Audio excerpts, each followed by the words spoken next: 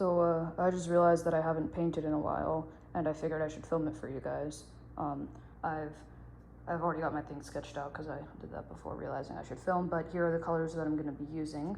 These paints are like super old, so they've all separated out, so I'm just going to be mixing them up as I go along. That way I don't have to waste any labor. But yeah, I think I'm going to start with a purple wash because I want the whole image to be kind of tinged in purple. All right, I've got my purple paint. The issue is that since it's been sitting for so long, it is super watery, and I can't really thicken it at home. We have no cornstarch. I've heard that baking soda and flour works, but I don't really want to risk that yet.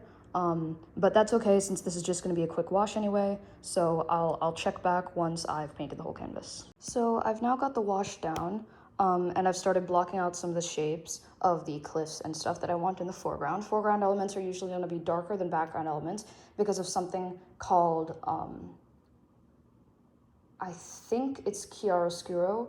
It was first introduced in the Renaissance, and basically the idea is it's ambient lighting. So if you look outside, things that are far away are gonna seem dimmer and like more foggy than things that are closer because, I mean, the air is kind of blocking your eyes.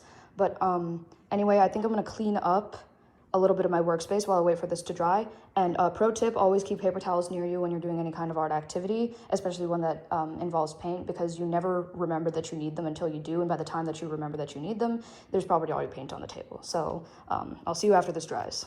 The mountains have been blocked out, and I'm fairly sure that the foreground is dry, so I think I'm going to start figuring out the light and the shadows. If you can't see, the sun is right there. I want it to be coming between these two mountains, and so that should help add a little bit of complex lighting to the scene, but I'm not sure if I'm going to be able to do it well, what with these limited color palettes and not very good paints.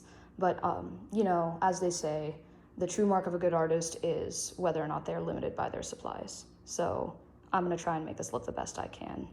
I'm back. So let's talk about the shading and texturing that I did here. Firstly, since the light's coming from here, and the cliffs are facing towards us, the light will be hitting the back of the cliffs, which is called rim lighting or backlighting. And it's called that because, well, the light hits the back and it creates this kind of rim of light all around the thing that you are trying to shade. So that's the first thing. The second thing is I did do a little bit of shadow work on here. As you can see, I went in with a super dark purple and only mapped out the extremes because I'm going to paint lighter stuff on top of this and blend it all together later. But I've mapped out kind of where I want the light to be hitting a little bit more and where I want the shadows to be. And then lastly, you can see the texture that I did on the grass part of the cliffs is just a little bit of dark purple paint, and then I dry brushed it. Dry brushing is a technique where you take a brush that doesn't have any paint on it, and you just do that basically. And it will ruin your brushes, but these are very cheap brushes. There's really not much to ruin. So I think what I'm gonna do next is I'm going to start mixing up some mid-tones for these areas and blend them together a little more and redefine those forms. And I'm gonna do that with a smaller brush, so I'll see you when that's done. So I am now done with the shadows on the cliffs. Although I do still think there's a little bit of work to be done, I've kind of got an idea of where I want all of them.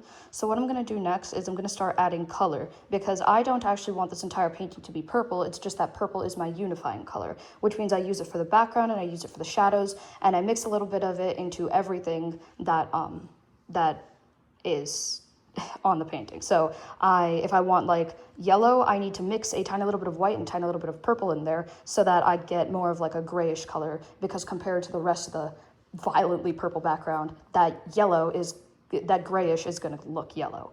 So let me mix some blue in and some gray for the shadows and paint over those, and I'll get back to you. So I did finish the cliff sides for the most part. I think I still need some darker shadows in there, but I can't get much darker without opening the black paint. And then I've also done the mountains. Once again, I need to just let that dry and get some darker shades in here. And while this was done with letting each layer dry and just mixing in midtones, I tried something different with this part where I just blended it wet, and I think that worked out a lot better. So I think that's gonna be what I'll do for any blended stuff from now on. Quick progress update. I finished the mountains and I painted in the clouds. The cliffs have been redefined with a little bit of white paint and more rim lighting. And I painted the sun, did some more lighting work, added a lens flare right here, which is usually you'll only see that in photography, but I thought it would be a nice touch. Usually when you're painting clouds, you're looking at them from below, so you want to paint the underside, and actually the closer they get to the sun, the darker the underside will appear. So yeah, I think next I'm gonna do the grass, and then I'll just give it a quick detail touch-up and we should be done. And we're done. I might go back in and re-detail the grass and add a couple of flowers and stuff later, but I think I'm gonna leave it here for now because I'm pretty happy with it. So thanks for watching.